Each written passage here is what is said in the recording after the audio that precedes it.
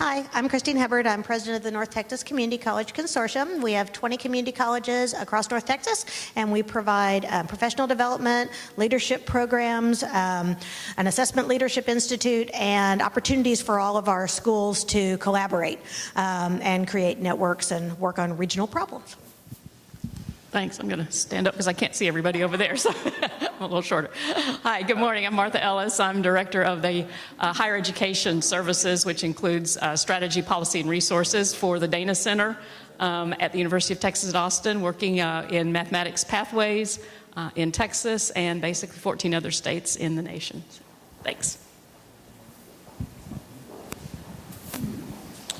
Hi, I'm Rick Walker, Director of Starlink from Dallas Professional Development, and you'll be hearing a little bit more in just a few minutes. Thank you. Hi, I'm Erasmus Ade, and I'm Dean of Distance Learning at ACC. I'm Chris Davis. I'm the VCT Coordinator for ACC, and I'm also run the distance testing program here. Jeannie Beach. I'm the VCT Coordinator, and I'm Clark's Assistant. Good morning, I'm Susan Thomason. I'm AVP of Instructional Services here at Austin Community College. And I'm Helen Dvorak. I'm the Director of Distance Ed and Instructional Technology at Victoria College. I'm Donetta Sutron. I'm the Vice President of Student Affairs at Lee College. Doris Johnson. I'm from Kilgore College. I'm the VCT Coordinator and the Blackboard Administrator. Lucy Barlow, St. Philip's College, San Antonio. Hello, my name is Adela Gonzalez, and I work at Northwest Vista College in the Teaching with Technology, and I'm an academic program coordinator, and what we do, we support our faculty and students in the distance learning courses. Hello, I'm Belinda Esqueda, and I'm at St. Philip's College in San Antonio. Andrea Cardenas, the VCT Coordinator at Palo Alto College.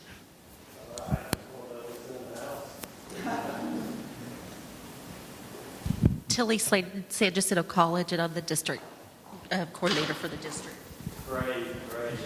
Clark and Richard, we're just introducing ourselves at this point. They've asked us to speak into the microphone so, as it's recorded, and I believe Pam needs to introduce herself.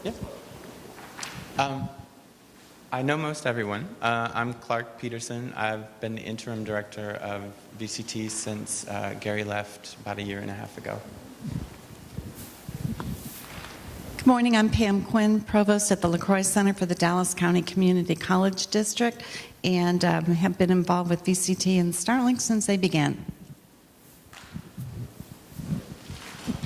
I'm Richard Moore with Texas Community College Teachers Association. I had invited Jacob Fryery from the Texas Association of Community Colleges to join us and to give us some background words, and I'm not sure what happened in communication. I've been out a couple of days. I did a backward flip last week and landed on my hand, just joking that it was a trip, and had surgery on Monday, so this is my first day back, and so I'm kind of trying to get back in schedule with everything. But basically what Jacob was going to do is just give us a little background. As we know, Starlink and VCT have been authorized by special appropriation by the legislature for several years now. But during this past most recent legislative session, there was an attempt, as you know, to get rid of all special items, including the item that funds both of these organizations. And so we came close to not getting the funding. We were funded, however, and with that, Pam reached out to me and we met and we said, you know, we really need to talk about what are the purposes of these two organizations. Are we really serving the needs of our colleges so that we can, if this comes up again in the next legislative session, which it's likely to do, that we can present a good case as to why it should be funded. are we serving the needs of the colleges? So we thought we would have open up a broad discussion of what do you need these two organizations to do, and can VCT and Starlink maybe work closer hand in hand to achieve some of the professional development as well as technical needs of our colleges and our faculty. So Pam, do you want to add to that, or Rick, or Clark? The only thing I wanted to add is when Charles and I were talking, this was this summer, we said, you know, there's really not that much money that goes collectively from the state to the community colleges. And given the need and the growth of online and the need for continuing professional development, at the statewide level, surely we can figure out how to best use these funds that we're currently getting to serve our greater need. So that's why we decided to get together and start talking again. You know, because if we don't use it and we don't really make an impact, then we may not have it there. So that's what we're trying to do now, is figure out, you know, how can we regroup and really make these dollars count to serve our students better in the future. Yeah, just real briefly too, one of the things I've observed is we have so much talent, we have so much, there's so many great institutions, organizations in the state of Texas, and so we want to identify how can we serve you, how can we collaborate together. If you've got a superstar program going in a certain area, oh, that's my Walking Dead theme, I should, oh, it's my grandbaby though, I'm gonna have to miss my grandbaby's FaceTime, sorry. But no, how can we collaborate? How can we work together? And I know there's Richard with TCCTA has got a lot of great initiatives going, the North Texas Community College Consortium. You've got needs at your institution. We have these great resources. How can we come together and better orchestrate, collaborate, and be more effective? So, did you want to say anything, Clark? I would just reiterate what's already been said, really, is, you know, how can we best use our funds to collaborate and cooperate amongst the colleges? Obviously, some colleges have more resources, some have less, but this is a way that we're able to kind of level the playing field for everyone. And that's the most important thing, I think, is to make sure that we're giving students across the state the same opportunities. Okay, very good.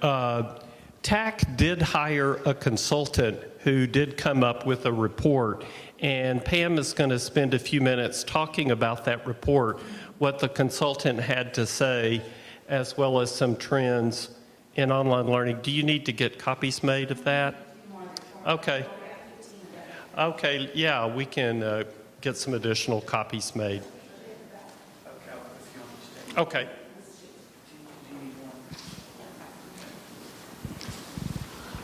I'll let Rick pass this out.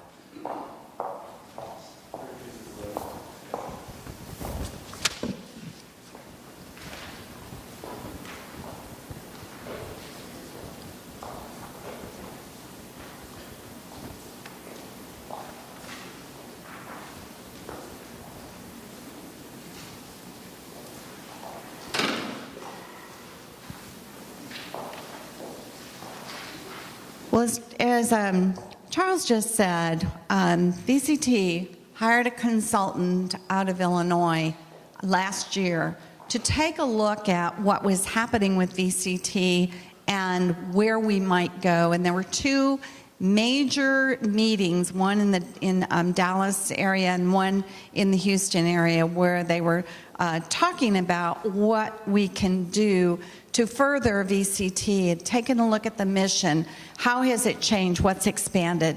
So there was a fairly lengthy report, and what we just did here was summarize some of the studies so that we can kind of realize what a consultant from externally said about the organization, and then I'll couple that with a look at what some of the trends are happening in digital learning.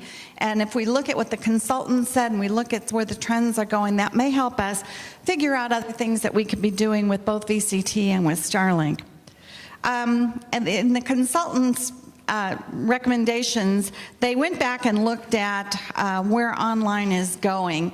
And online learning, as you know, used to be kind of on the side, but it's basically mainstream in most institutions anymore.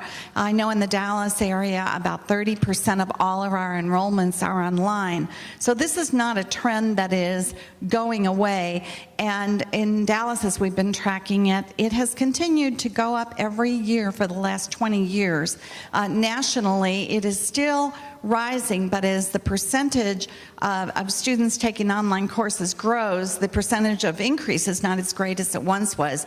But it still hasn't leveled off yet, and as many people indicate, if it weren't for online, higher ed itself overall would not have seen any kind of growth over the past decade. Ubiquitous access is now available to students. Everybody really has access to the internet. Wasn't too long ago we were talking about the digital divide, but most people have smartphones now, or they are some way able to access the internet. And so we're taking advantage of the new technologies with cheaper bandwidth, interactive gaming, social media, virtual reality and simulations, and the embedding of digital augmentation into our lives. These are what the consultant recognized as happening on a national level. So as we look at the widening mission of VCT, they looked at the evolution of VCT, and as most of you know, Virtual College of Texas started with sharing of courses so that a student that lived in Amarillo but needed a course not offered by Amarillo College, there was an agreement that they could enroll in courses across the state. And we came up with a host provider concept to where a student living in a community could enroll in that local community college. That community college would coordinate or really negotiate with the provider of a course, and the student then could get an online course across the state, but still remain locally enrolled at the local community college. So it was a great partnership, tremendous growth, tremendous need in the beginning. Well, now everybody has gotten into offering their own online courses, so that need of just sharing courses is not as great as it once was. But they looked at many of the things that are happening with the Virtual College of Texas, and the consultant made some recommendations, and I've just got them highlighted on that first page. They were saying expand the mission of VCT to a broader context, focus on programs, not just courses. Students want entire online programs, and we know that that makes a lot of sense, especially with all of the current pathways, projects, and completion issues. Students aren't just taking courses, they're taking courses leading to a program. So one of the things that the VCT could start talking about is really promoting programs across the state as opposed to just the individual courses. Facilitate access to programs in Texas to improve and increase student access. The larger colleges, the consultant noted, have instructional designers. I know I've talked with presidents of some smaller colleges, and they'll say they've never had an instructional designer, probably never will. So how do we work together to use some of those resources, share information across the state, and maybe share in the development of courses so that we don't always just have to depend on publishers and charging students more to get access to publisher material. Virtual reality, gamification. The consultant said that the VCT should be on the forefront of this type of development by providing training, development funding, and forming partnerships amongst the colleges. The needs analysis and looking at focus groups, the survey showed that there are issues with compliance and ADA, the evaluation and certification of products, also the implementation of products, professional development, resource sharing, research and development, and benchmarking. These are all things that the consultants saw opportunities that VCT could be working with. They made recommendations on the reporting structures of VCT, And again, I think part of the reason that Charles and I talked is, what more can we be doing, from the host institutions, because Dallas hosts Starlink and Austin hosts VCT. So what more can we be doing as the host to further this mission so that, again, the state is giving us funding to do something, so let's do it. The consultant had recommendations on, the kind of person that needs to be in charge, and it needs to be an excellent communicator, a doer, engager, and a visionary.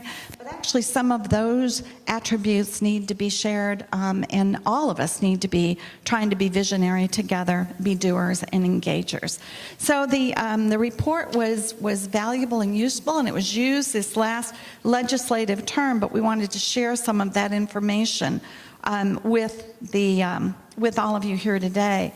And also, I did a second page just on the trends in digital learning. So if you think about what the consultant suggested we do, and you look about where the trends in online and digital learning are going, and I say digital learning because whether you're an on-campus student or an online student, you are using digital content in your courses. So, there's beginning to be less of a distinction between those that study online and those that study in the classroom. Biggest distinction is the online student may never need to actually come to campus. So there are special needs that student may have that the student that walks on campus doesn't need to have delivered online. So if we're looking at what some of the trends are going and where this is taking us, we are on the road to mass personalization. Personalization can come because of the technology we have in place and because that technology can be scaled. There's more blended learning options for students. So again, even that classroom student, they're studying with digital information and digital content. Students need online access to support services in the library, in advising, and in financial aid. Online students have to have those services. The on-ground students also tend to want to have the convenience of having things online. So things that we might do for the online student also get used by all students. And so that's where the blending of students and the blending of support is becoming a real reality. Greater incorporation into classes. So many online courses still are just ramped up content that a faculty member used in the on-campus classes, and it put words up in an online course. And if online courses are really going to do the job they need to be doing, using virtual reality, simulations, interactive gaming, artificial intelligence, advanced machine learning, these are all pieces that need to be incorporated into good online courses. And again, this is all part of leading to the mass personalization. Animations and high quality video. A lot of online courses just have video of a talking head in a classroom. Sometimes instructors even use their iPhone in their office, and then they record some information that goes into the course. The audio may not be very good. It may not have really been written as like an instructional designer would write it. So we're looking at the need to improve the quality overall of online courses. We're looking at, the next one is the course quality and program consistency. Quality courses, Quality Matters is a tool that's being used widely to look at how a course is formed. The quality scorecard looks at how programs are formed, because again, we're not just worried about courses, we're worried about the full program the student is in. And if you're going to look at best practices for online, the courses need to have consistency in the navigation and in how they're developed, so a student doesn't get in one online course and then spend 2 weeks in their next online course trying to figure out what the instructor is calling an assignment in this class.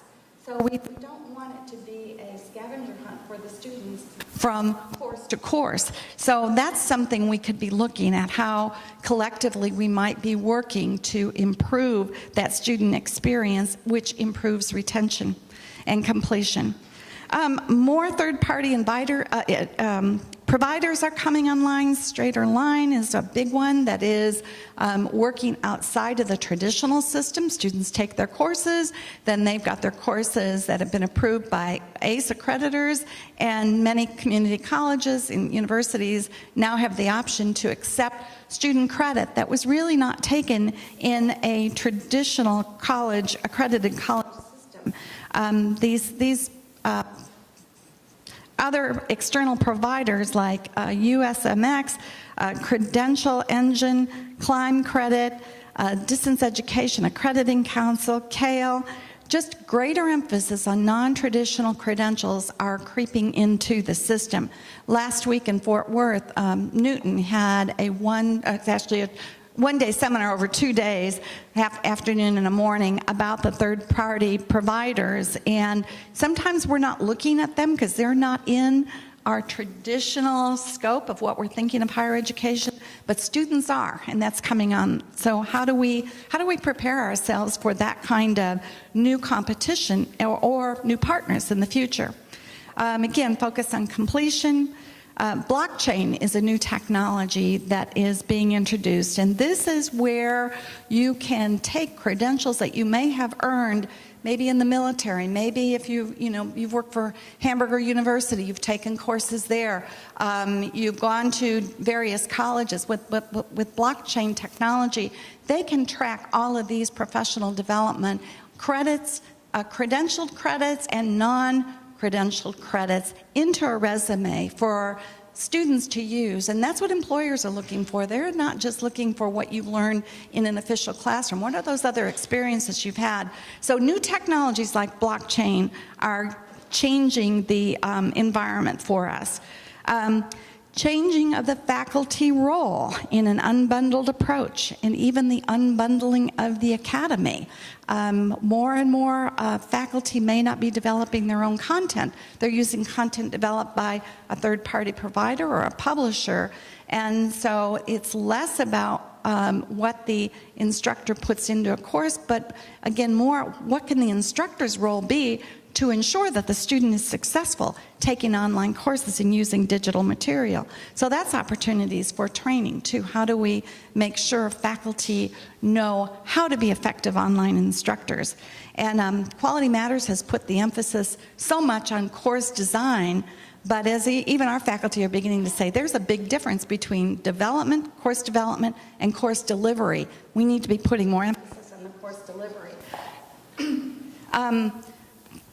Just more things for Starlink, the training of faculty in their emerging roles as facilitators and coaches. Online is approaching to enhance the lifelong learning pathways. This is a way we can keep in touch with our students throughout their entire lives, not just the time that they're with us. Open educational resources is something that VCT could look at. Starling can offer training in that area, but open educational resources are offering ways for students to get through college without having to pay for or pay as much for their additional materials. And I know Austin's been involved in a major grant in developing a lot of OER materials, and many faculty are using OpenStax or other sources like Merlot for adopting these OER materials.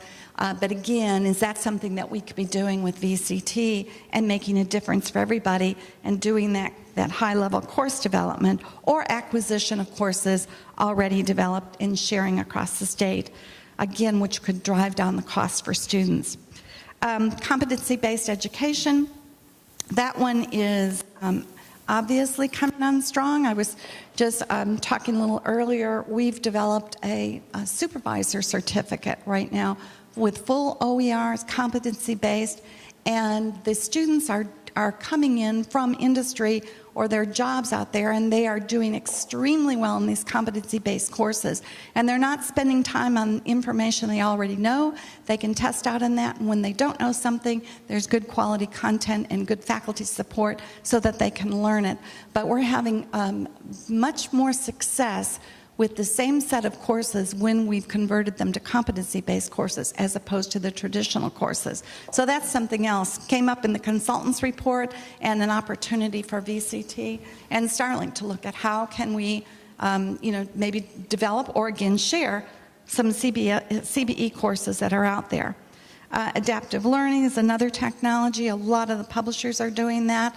But again, as more institutions are able to acquire the technology, we may be building into our own courses adaptive learning. Increased use of big data, is going to better use the data we have for career preparation for students. Learning is a pathway to jobs. That's obviously a key focus. In the past, learning was all about maybe getting the degrees, but today it's people are getting those degrees and getting those certifications so that they can better themselves in the job market. ADA issues. This is something that a couple big lawsuits have come to some institutions that had online courses up there and they weren't accessible to students, and that's no longer going to be acceptable. And I know even in our own district we've got faculty saying this is one of their big fears, is they know that their course is not ADA compliant. So what are those things that we can do to make sure that we're within the law, because we certainly don't want to see our institutions being fined or sued because we didn't meet ADA compliance. And that goes back to the individual approach that so many faculty use in the development. Nobody's really looking at their courses, and there's sometimes we're not using some of the best tools we've got out there and embedding those in the courses. So these are issues alluded to in the report and are also just part of the trends that we're looking at. And finally, the global positioning of institutions. Competition will continue to expand. And you've probably heard of SARA. It's the State Authorization Reciprocity Agreements. I've been very involved with that because I'm one of 2 community college people serving on that national board. But now that all but 2 states are now part of SARA, California and Massachusetts, it's kind of opening up the whole country to more expanded use of their courses. And even though most online students are still taking classes within 100 miles of their institution, with the ability to really go nationwide, we will probably see more and more institutions ramping up. You've probably already seen, that Purdue University bought Kaplan. Well, here you've got a major university with a national brand that just bought an engine that knows how to do things right online. And once they start combining all of that, and if they're able to scale and they can drop the prices and whatever, you could see Purdue putting out national degrees in competition with everybody across the country. And I think those kinds of partnerships or those kinds of mergers may be seen more often in the future. So again, that gives us a chance at the state level. How can we better work together to do something to make a bigger impact? And it may require working to change the model that we've been working on and seeing how we can look at this more regionally and statewide.